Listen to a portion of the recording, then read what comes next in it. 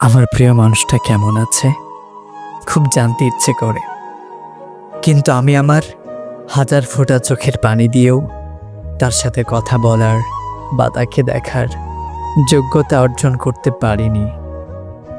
সে যখন আমায় ভালোবাসতো তখন মনে হতো আমি বোধহয় তার যোগ্য একজন মানুষ, কিন্তু এখন আমি বুঝতে পারি আমি তার কতটাও যোগ্য।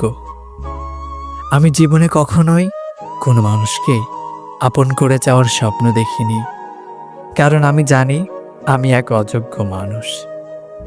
কিন্তু সে আমায় আপন করে অনেকটা কাছে টেনে আমায় আবার দূরে ঠেলে দিল। আমি স্বীকার করছি আমারও অন্যায় ছিল, ভুল ছিল, কারণ ভুল তো মানুষই করে।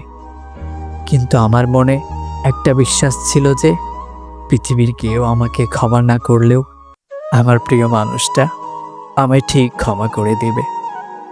কিন্তু বিশ্বাস করেন, অবশেষে সেও আমার থেকে চিরতরে মুখ ফিরিয়ে নিল।